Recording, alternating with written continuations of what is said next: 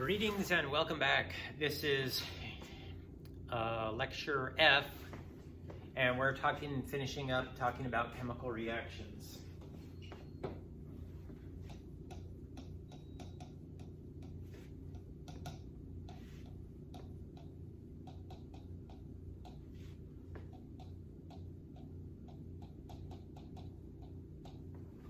By now, you know what an atom is, you know what a molecule is, you know what a chemical formula is, and you know what a chemical reaction is. It shows all of the chemical formulas and the states, the physical states, like solid, liquid, gas, aqueous, for the different chemicals as they undergo a chemical reaction. The reactants are on the left of a reaction, and the products are on the right of a chemical reaction. And we talked in great detail about balancing chemical equations, which involves fiddling with the coefficients, or those large numbers in front of each of the chemical formulas, to ensure that there are equal numbers of atoms on the left-hand side and the right-hand side of the chemical equation. And equation means, equal. The mass on the left and the mass on the right are equal if you have the same numbers of atoms on each side. The same number and the same type on each side of the chemical reaction. Now, it turns out there's just a few patterns in chemistry for the types of chemical reactions, okay? The types of chemical reactions, these are the ones that occur out in nature. They're very commonly seen. And the first type of reaction I want to talk about are combination reactions.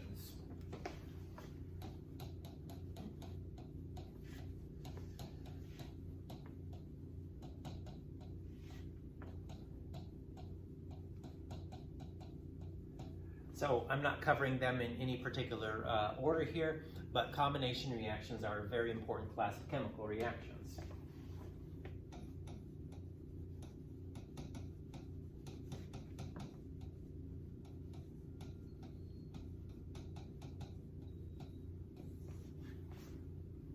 Now, combination reactions are when two or more elements or compounds combine to form usually one product, okay?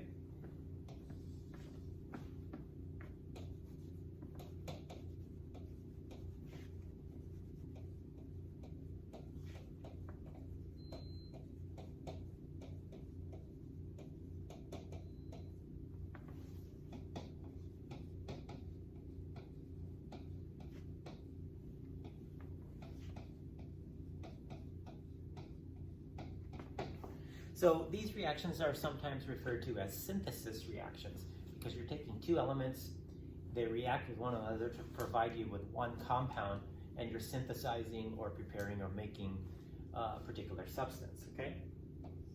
So let's look at some examples, and then let's look at the template, okay?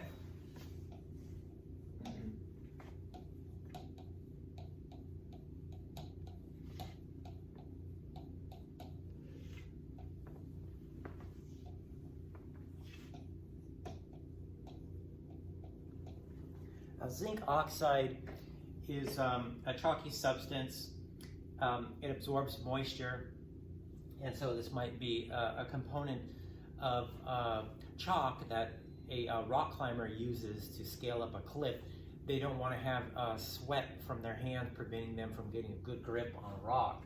This is also found in things like diaper rash ointment cream. If you look, it's one of the major ingredients for Decomposition, which is a diaper rash ointment. So of course, when an infant pees in their diaper, there's moisture in contact with their skin that causes a rash. So this is placed on the skin to help absorb the moisture, zinc oxide, okay? And this is how it's made. Zinc and oxygen are reacted to form zinc oxide. So what is the template? You have two things on the left and you have one thing on the right. That's what you want to look out for. Zinc is an element, oxygen or O2 is an element, and zinc oxide is a compound, okay? Let's look at another example of this. Let's look at silicon tetrafluoride. So silicon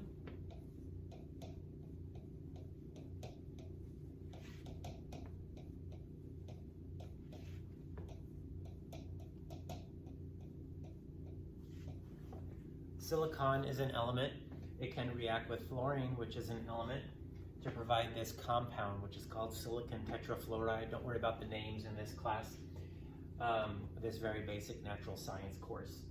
All right, so we have two elements that are combining, right, to make this compound.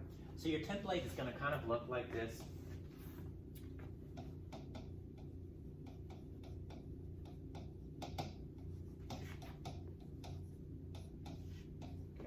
Now A and B don't stand for elements, and C doesn't stand for an element. In this notation, I'm just indicating to you that something plus something else just gives you one product, okay? So that's your pattern that you want to look for. If you see a crazy looking reaction, you're like, what's going on? What is it? These are all examples of combination reactions, okay? The next reaction I want to talk about is called a decomposition reaction, and it is essentially the reverse of a combination reaction, okay? In a decomposition reaction, you have one substance, usually you have one substance that is going to break apart to provide two simpler substances, okay? Sometimes they're elements, sometimes they're compounds, it just depends, okay? So let's look at decomposition reactions.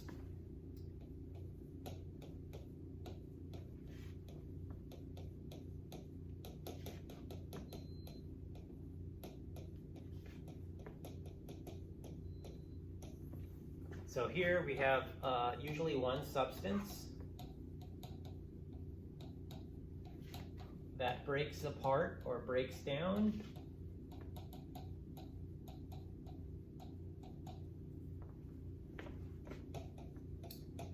And this is going to form two or more substances.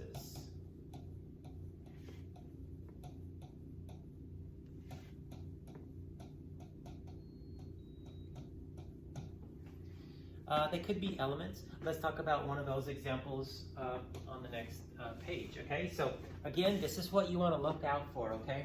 If you got one thing, one reactant, that means on the left side of the chemical equation, and you see a reaction arrow, and then you see two things on the right, don't worry too much about what those two things are, or what that one thing on the left is, trying to figure out what its formula is, or this or that.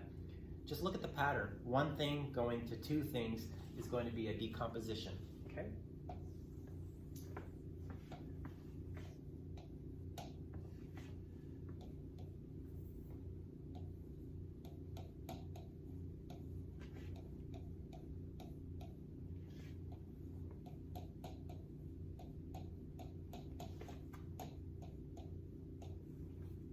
So this is cinnabar. Mercury oxide is kind of has an orange color to it. It's used as a pigment in oil paintings. Of course, it's toxic because it has mercury in there, but if you take this material and you heat it up to high temperatures, you can make it decompose or break apart to provide two different elements. One of those elements is mercury, which happens to be a liquid under those reaction conditions and temperature. And the other one is oxygen. And remember, oxygen is always diatomic. You always have a 2 there with your oxygen. And I've balanced the chemical equation. So we got one thing here. I know there's a 2 in front of that, but please don't focus on the number 2. Focus on the chemical. Okay, so we have one substance, okay, transforming into two different substances. Okay, so that's what you want to focus on for this. Let's look at another one.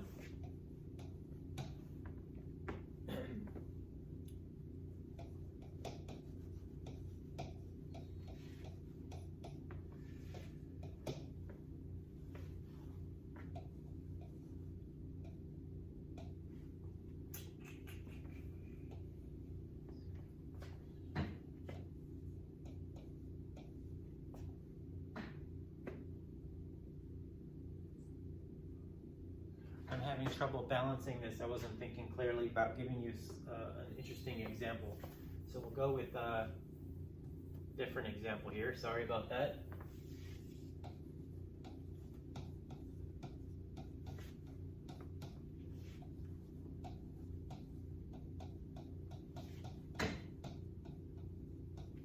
Now these are crazy chemical formulas. You know, we have magnesium, which is capital M, small g. We have carbon, we have oxygen. And you might not be familiar with this chemical reaction, which is fine. You might recognize carbon dioxide here on the right, but other than that, this reaction is like, whoa, what is this, right? But here I just want to point out that this is a decomposition reaction, or a decomposition reaction, where basically we're taking one substance and transforming it to two. So what is your template going to look like?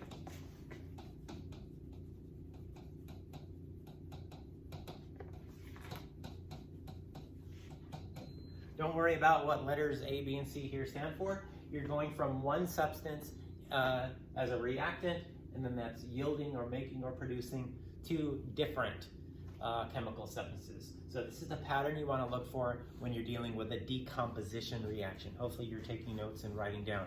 Okay, so we saw synthesis or a combination reaction, and now we saw a decomposition reaction. Okay. Next, we have replacement reactions. This is the third type of chemical reaction we've seen. Replacement reactions come in one of two types, okay? So you have single replacement reactions.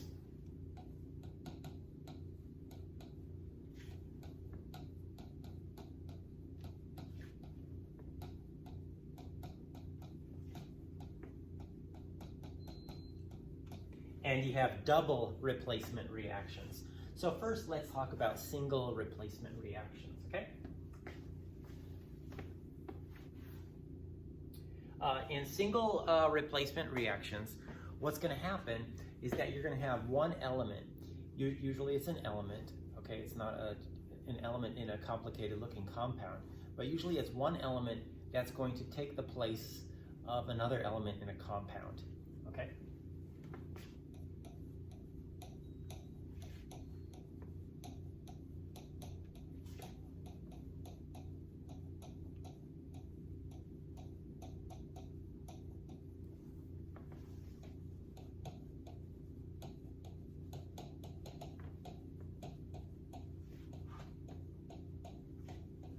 And maybe it's not good to say element in a compound, but an atom in a compound, okay? And so let's take a look at what this looks like. I'll let you write this down if you like, and then we'll look at some examples, okay?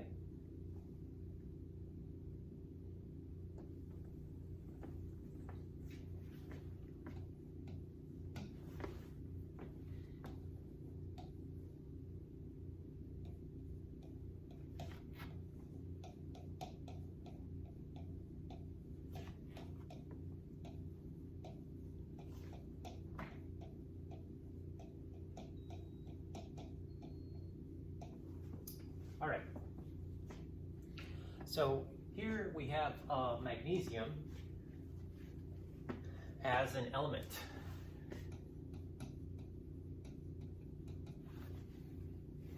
And what you want to do is focus in on this hydrogen here, okay, this hydrogen.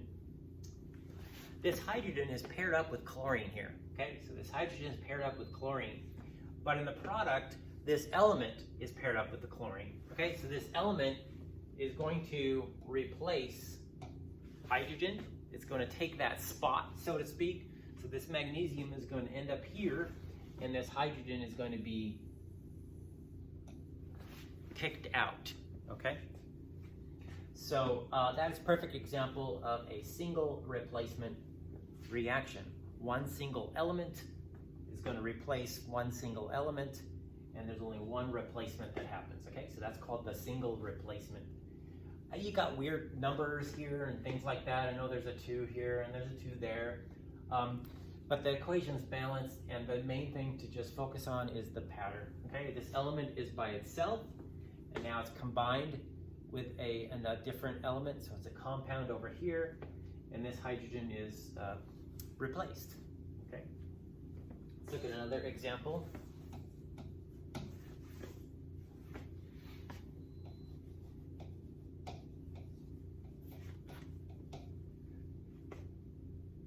That's going to be a double replacement. Let me think.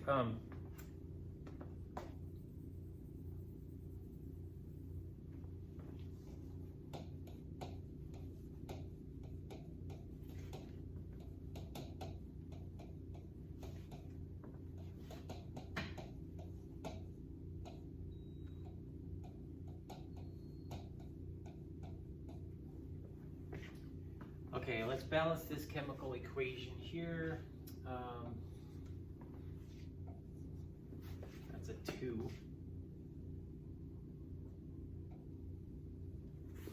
All right, so 2 aluminums, 2 irons, 3 oxygens, 3 oxygens. Okay, this is an equation that's balanced, okay? Now, I'd like to show this example because it doesn't matter how your 2 starting materials are shown. Remember, the plus sign just indicates that there's 2 separate things. So it could be like this, or I could have switched the starting materials. It's still the same chemical reaction, okay? And over here it's switched, but that's fine. There's nothing wrong with this. You could write this chemical equation with the iron first, the Fe first, and this chemical formula last. It just means the same exact thing, okay? Now, if we look at this chemical reaction here, we can see that iron is an element all by its lonesome. And what it's going to do is replace the aluminum, okay? The aluminum is going to get kicked out. So iron is going to replace the aluminum, and there's only one replacement event, so we call that a single replacement. What does your template look like here?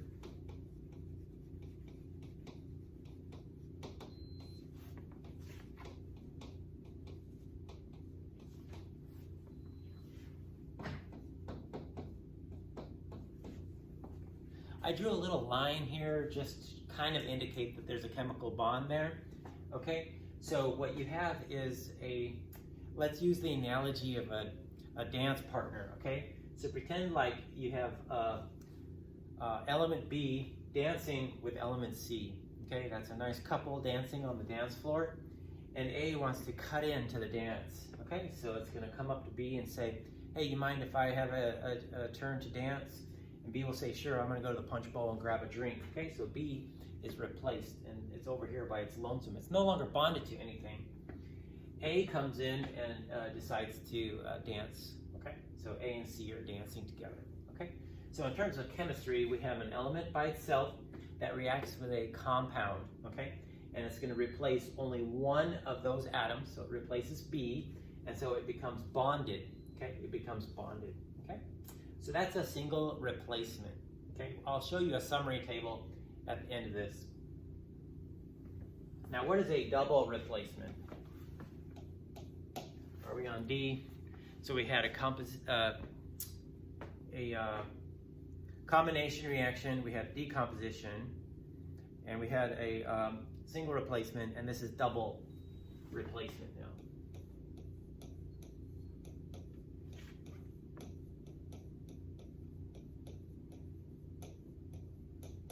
A double replacement means that 2 things are switching, all right? So let's take a look at an example of that. So the definition of a double replacement reaction is when 2 atoms exchange positions in 2 different compounds, okay? So pretend like my hands are 2 different compounds, okay? So I'm gonna take this thumb, put it over here, and remove this thumb and put it over here, okay? So it's gonna be a double displacement, and we'll see how that works, okay? So go ahead and write this down if you're taking notes, and we'll switch to the next slide here and give some examples.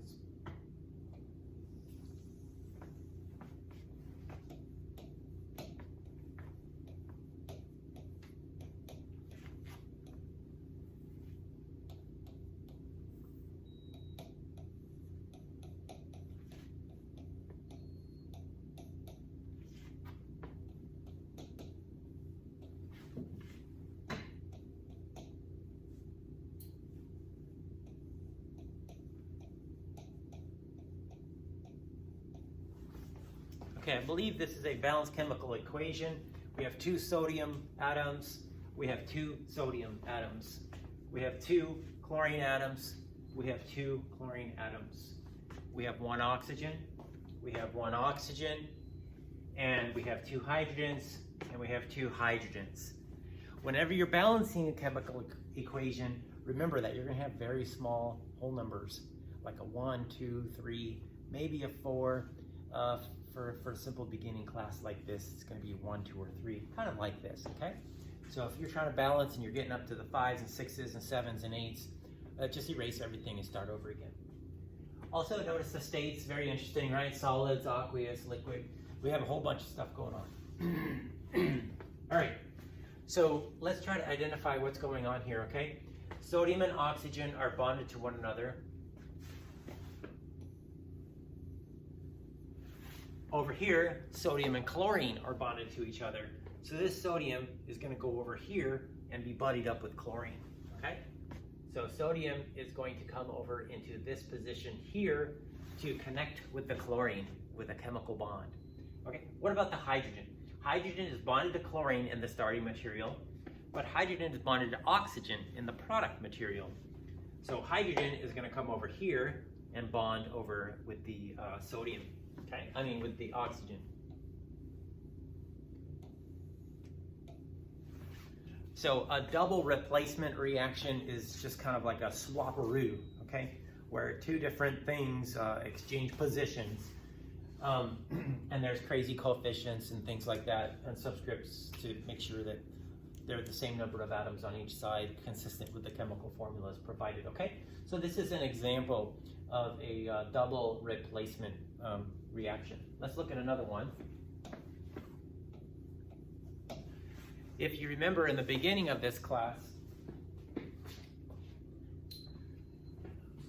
I mean not this lecture, but the last lecture, I had mixed lead nitrate with potassium iodide and I got this precipitate. At the time, it looked like just a cloudy yellow mess, and now all the liquid has turned to colorless, right? As the solid has precipitated or settled down onto the bottom. I'm going to write the chemical reaction for this up here so we can kind of see and understand now what was going on in this test tube.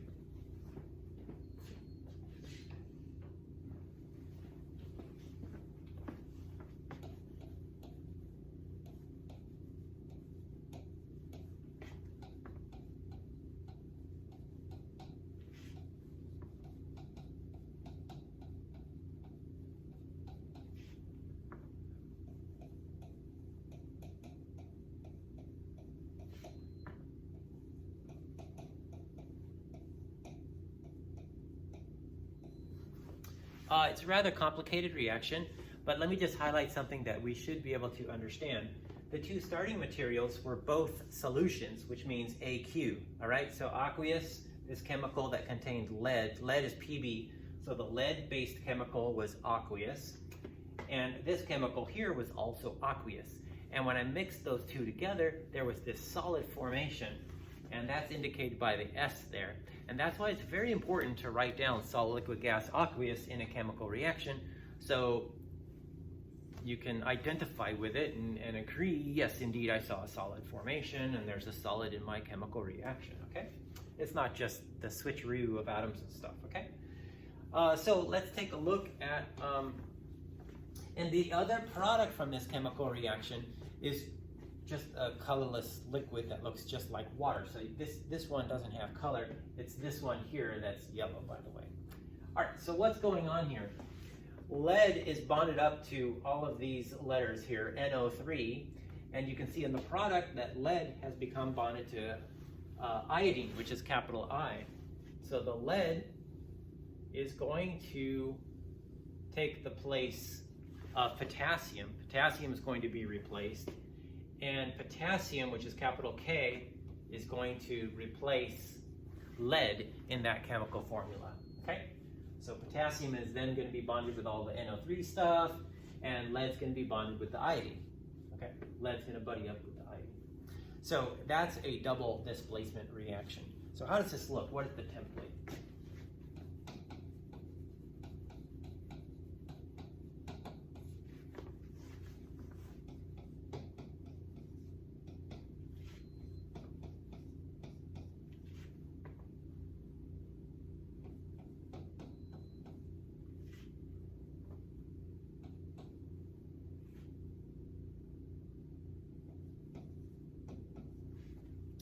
Kind of looks like this.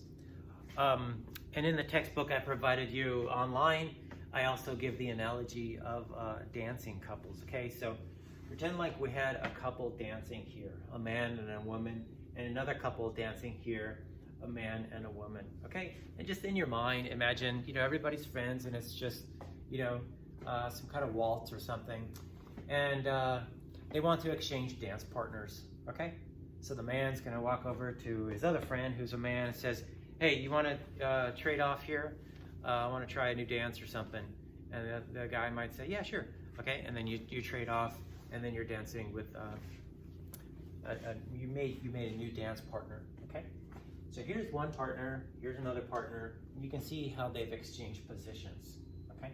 So A is now gonna pair up with D, as you can see, and B is gonna pair up with C. So you're taking two pairs and creating two new pairs of chemicals, okay? So just here in our example, we had one pair and one pair, all right? And then over here, you're creating different pairs. There's no other way to make pairs here. Yeah, well, I guess there is, but that's the pattern, okay? You don't need to create something, you just need to identify the pattern, okay? So what is reaction 5? Reaction 5 is called a combustion reaction.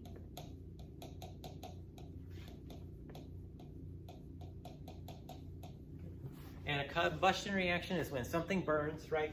So you have fuel combines with oxygen to give carbon dioxide and water.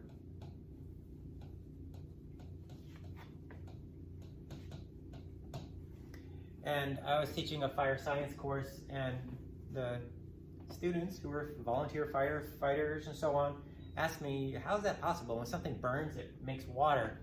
Aren't we supposed to spray water onto a fire to put it out?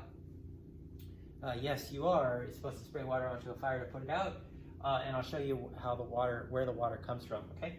Hydrogen in the fuel changes into water molecules that are like a steam, a gas, okay? You can see this when you run your car on a cold winter morning. When you run your car on a cold winter morning, you see this cloud coming out of the tailpipe of your vehicle. That's the condensation of water vapor, from the hot engine. Okay, so you're always going to look for three things. Okay, you're going to look for oxygen, you're going to look for carbon dioxide and water, and the fuel can be different. Okay, it might be propane, it might be butane, it might be an alcohol, it might be gasoline, it might be a piece of paper, right? That can change. So let's take a look at some examples.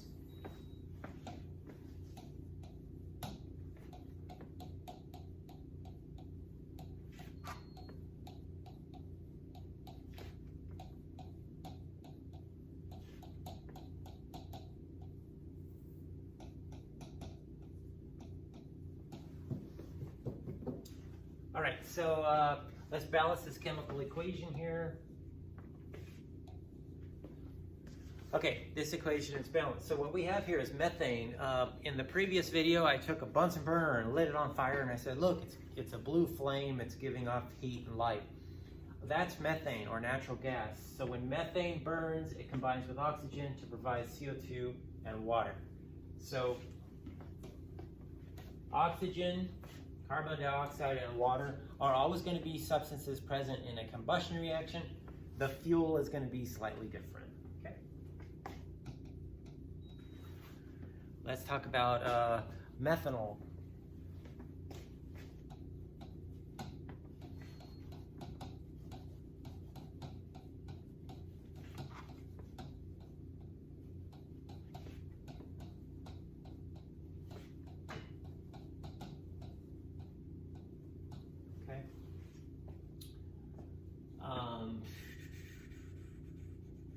I don't feel like balancing this right now.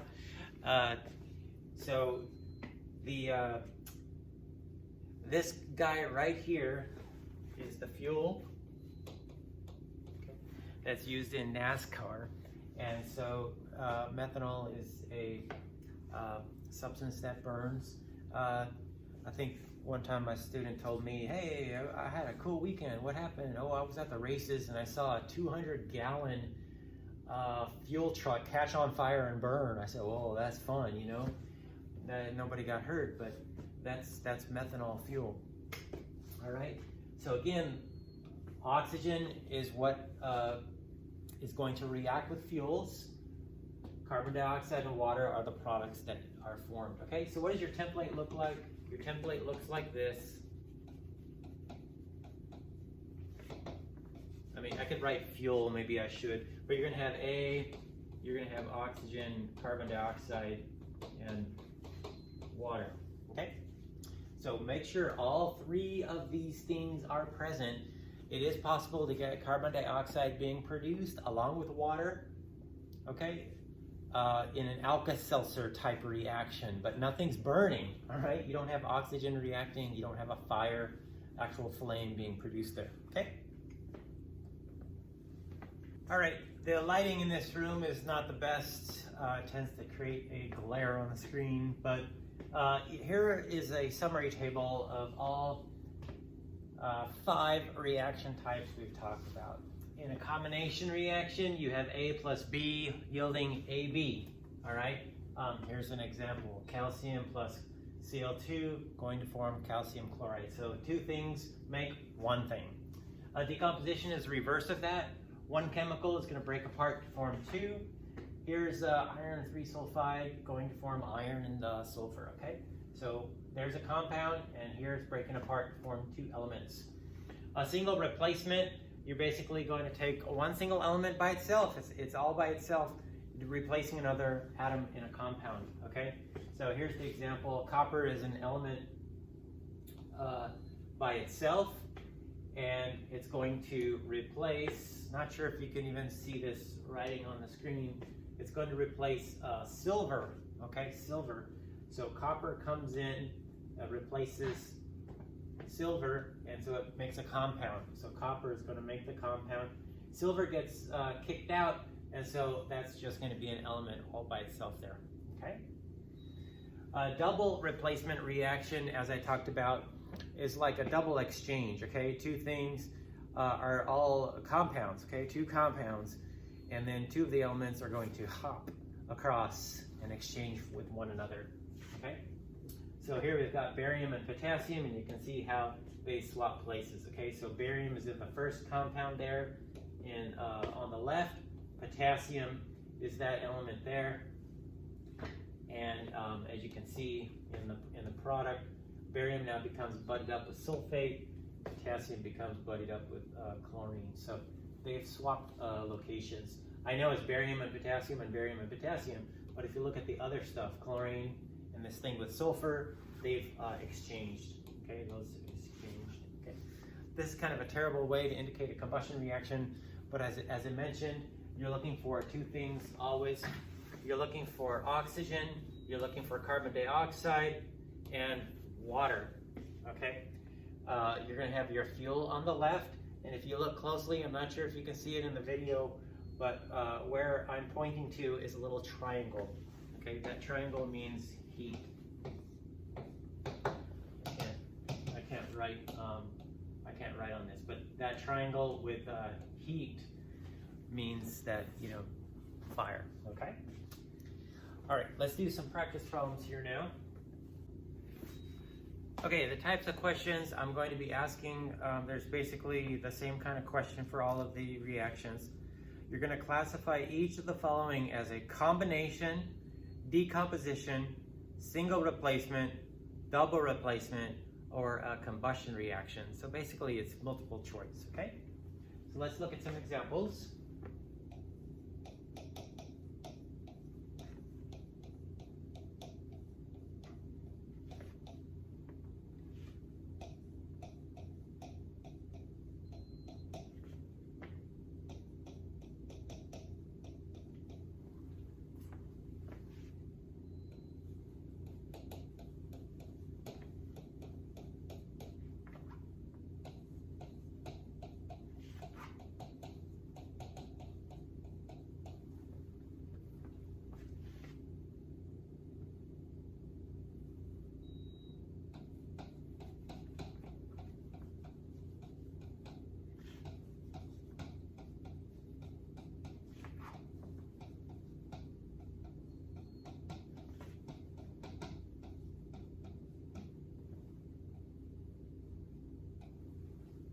Okay, So let me write the choices on the bottom.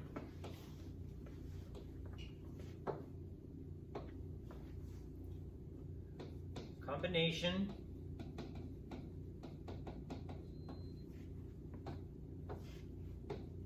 decomposition,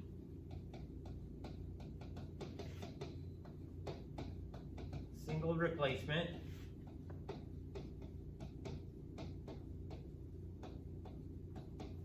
double replacement,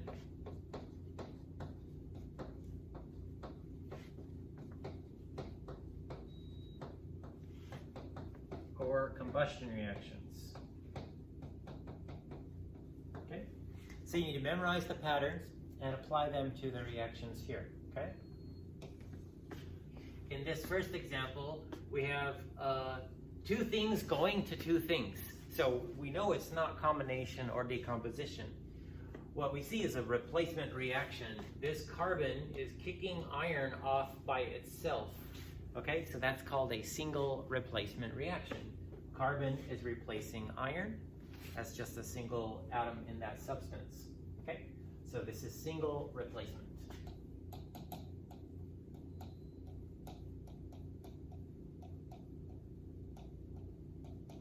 If you're having a hard time memorizing these patterns, you might make flashcards. In this second example, we have one chemical substance transforming to two. So we know that's a decomposition. We're decomposing or breaking it up.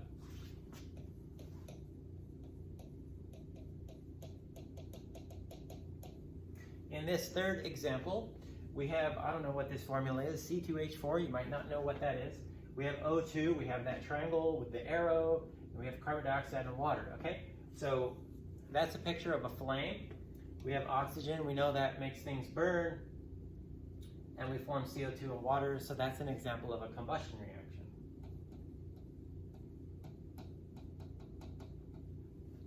Okay, so let's look at some other examples of this.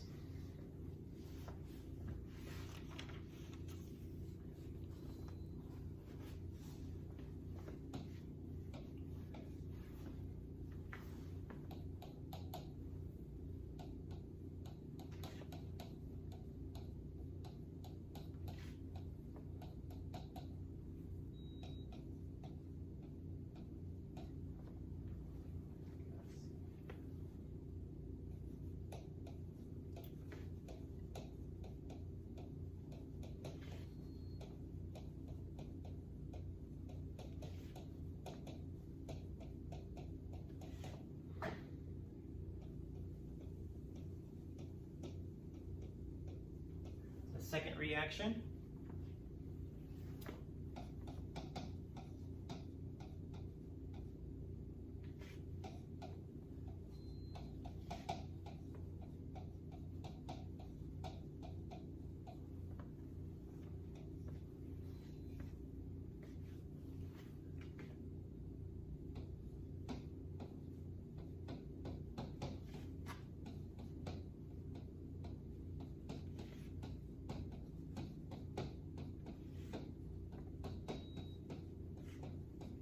All right, so feel free to pause the video, copy these down. You might even put them on note cards, and then on the back side, write down, decomposition, combination, single replacement, double replacement, or combustion as we go through these, okay?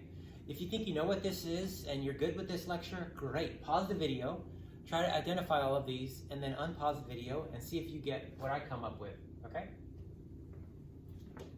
In this first reaction, we see that two things come together to form one. So that's a combination reaction.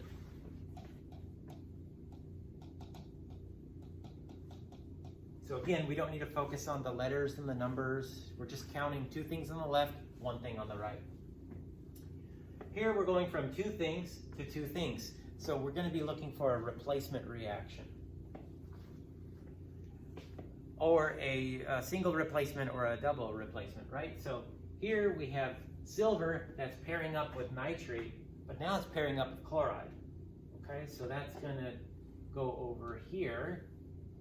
And what about sodium? It doesn't come off as an element. It becomes bonded to nitrate, which is this weird NO3 looking guy. So the two of them are doubly replacing. So we call that a double replacement.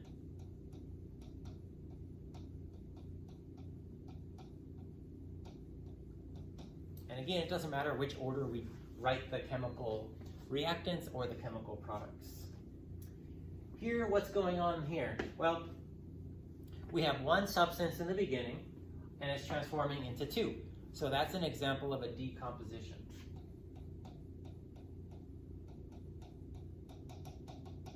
We don't have to think about which element's going where or something, okay? In this next example, we see a single element, okay, reacting with a compound. So that looks to be a single replacement. Let's verify that. We can see that zinc is going to take the place of copper, and copper gets kicked off as an element all by itself. So there's only one replacement event happening here. So that's called a single replacement.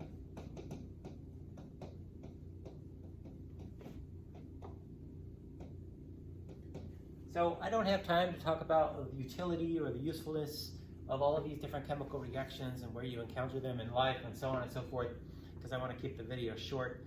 But I believe by now you should be able to essentially identify the type of chemical reaction and based on its pattern. Okay?